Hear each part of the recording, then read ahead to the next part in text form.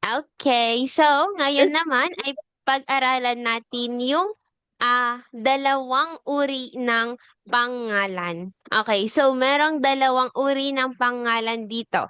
Yun yung pantangi at pambalana. Tambalan. Yes, okay. Pantangi at pambalana. So, pag sinabi natin pantangi, ito yung tiyak o tanging ngalan ng tao, hayop, bagay, lugar, at pangyayari. Okay? So, kapag yung isang word ay tiyak, okay? Or meron siyang isang pangalan, ito ay isang uri ng pangalan na pantangi. Okay, so kapag nagsusulat ka ng pangalan na tiyak, okay, nagsisimula ito sa malaking titik or big letters. Okay? Okay. Okay, so ang halimbawa nito is si Dino. Okay, si Dino ay tiyak na pangalan ng tao. Okay? Dahil kung pang-general siya, sasabihin lamang natin ay lalaki.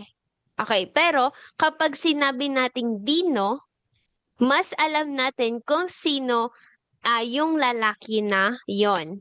Okay, next is si Aguilita. Okay, kapag sinabi nating Aguilita, ito yung pangalan ng tao. Ito yung tiyak na pangalan ng tao. So, nagbigay ka na agad ng ah, tiyak na pangalan ng tao. Next is safeguard. Okay, so ano ba yung safeguard, Maggie? Name? Safeguard. It's a name. Name ng, name ng, Brand. okay, so brand ng sabon, tama? Okay, so kapag sinabi nating safeguard, ito yung tiyak na pangalan ng sabon or ng bagay. Okay, so halimbawa, inutusan ka ng nanay mo na bumili ng sabon. Okay, so yung sinabi niyang sabon, yun yung general term. Okay, pero kapag sinabi niyang safeguard, okay, so meron ka ng specific na or alam mo na kung anong klase ng sabon yung bibilin mo. Tama? Opo. Naintindihan, Maggie? Opo. Hmm? Naintindihan? Yes. Yes, okay. Next is Pilipinas. So, maraming mga bansa dito sa ating mundo, tama? So, kapag sinabi nating Pilipinas, alam mo na kung saang bansa ito. For example, pupunta ako sa ibang bansa. Okay, kapag sinabi ko lang na ganun, alam mo ba kung saang bansa ako pupunta? Hindi. Hindi. Oh, halimbawa naman sinabi ko, pupunta ako sa bansang ah, Japan. Okay, so alam mo ba kung saang bansa ako pupunta? Hmm? Kapag sinabi ko, pupunta ako sa Japan. Okay, so alam mo ba kung saang bansa ako pupunta?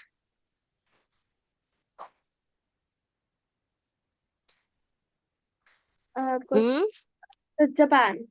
Yes, oh, so Japan. So, yung word na Japan, yun yung specific na pangalan ng bansa. Okay? Or tiyak. When we say tiyak, it is specific.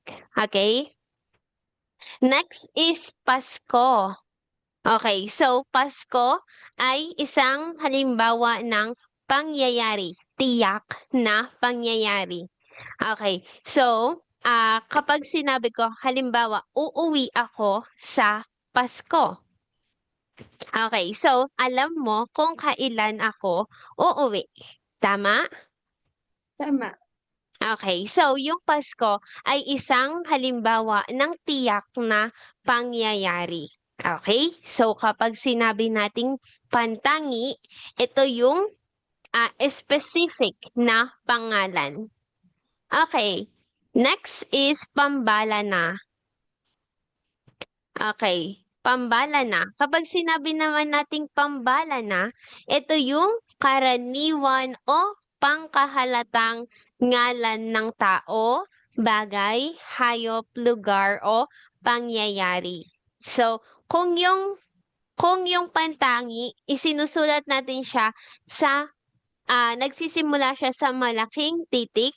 Ito namang pambala na, nagsisimula ito sa maliit na titik, maliban na lamang kung ito ay unang salita ng pangungusap. Okay, so pag sinabi nating pambala na, Maggie, ito yung pangkahalatang ngalan or ito yung general term. Okay? So, for example, is babae. Okay. So, kapag sinabi ko sa'yo, kilala mo ba itong babae na ito? No? Okay. So, hindi mo agad malalaman kung sino yung babae na yon. Okay. So, babae or yung pinag-uusapan natin. Dahil yung term na babae is general term para sa tao. Next is bagay, katulad na nga lang ng sabon. Okay. So, halimbawa nito is, maaari mo ba akong ibili ng sabon? Okay. So, kapag sinabi ko sa yung sabon, so alam mo ba kung anong klase ng sabon yung pinabibili ko, Maggie? Yeah. Kapag sinabi ko, maaari mo No. ba akong ibili ng sabon? So, sabon is a general term ng sabon. Okay, but kapag sinabi kang safeguard, okay, so yun na yung pantangi. Okay, gets mo na ba, Maggie? Apa. Okay, so alam mo na ba yung pinagkaiba ng dalawang uri ng pangalan? Apa. Apa, okay. So, ulit, yung pantangi, ito yung tiyak. Okay, specific. Okay, next is pambala na. Okay, pag sinabi nating pambala na, ito yung pangkahalatang term. Okay, pangkahalatang ngalan. Okay, so it is general term. Pantangi, tanging ngalan or specific. Pambala na, pangkahalatang ngalan or general term. Okay? Okay. Okay. So, next, Maggie. Ito naman, so, yung ikalawang uri ng pangalan ay meron pa siyang uri. So, meron din tayo ditong mga uri ng pambala na. Okay, so meron tayong tatlong uri ng pambala na. So, una muna is tahas o konkreto. Okay, kapag sinabi nating tahas o konkreto, ito yung mga pangalang material na maaaring mabilang at mahawakan. Makita, maamoy, malasahan o madama ng ating mga pandama. So, tatandaan mo lang kapag yung pambala na is tahas, nahahawakan mo ito. Okay?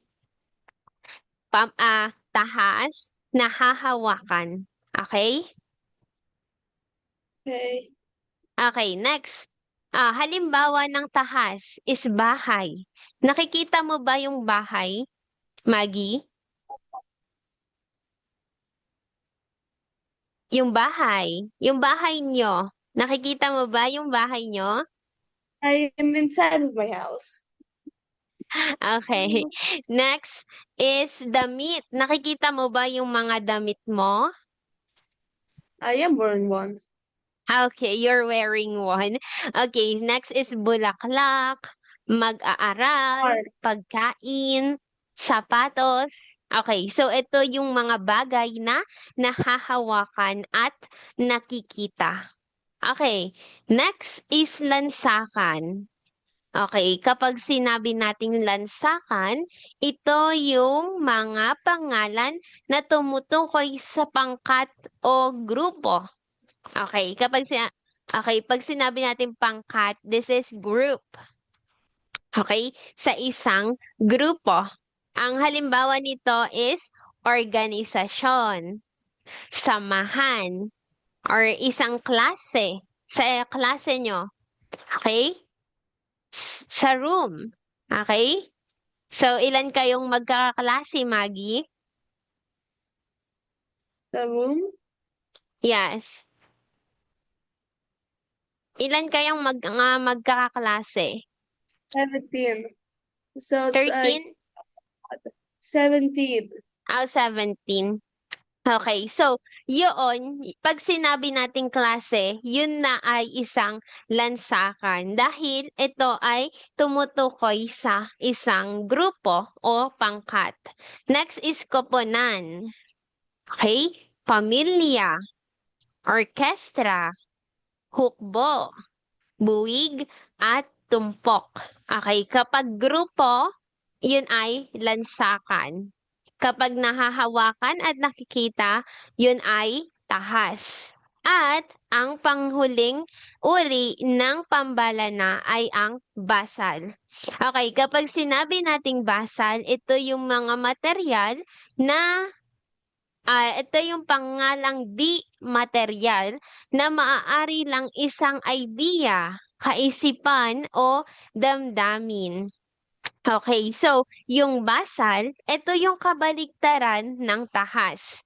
Dahil yung basal, ito yung mga bagay, mga di material na ah, nararamdaman mo lang or naiisip. Okay, so hindi mo siya nahahawakan. Okay? Okay, so hindi nahahawakan. Kapag sinabi nating basal, hindi nahahawakan at hindi nakikita. Idea lamang siya. Okay? Okay. Okay, so ang halimbawa nito is buhay. Okay?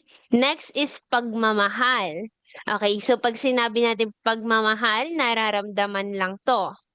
Next is katapangan. Next, kabayanihan at kaligayahan. Okay, so parang idea lang siya, kaisipan at damdamin. Okay, so again, ano yung tatlong uri ng pambalana? Tahas, Magi, tahas, Tahas o konkreto, okay, lan, lansakan, basal at or kung o di di konkreto. di konkreto. Okay, so kapag sinabi nating tahas, ito yung mga material na bagay na nahahawakan at nakikita. Okay, so sabihin mo nga, tahas, nahahawakan at nakikita. Tahas na mahahawakan at makita. Okay, lansakan, Lansakan ang ah, pangkat o grupo. pangkat o grupo. Basal,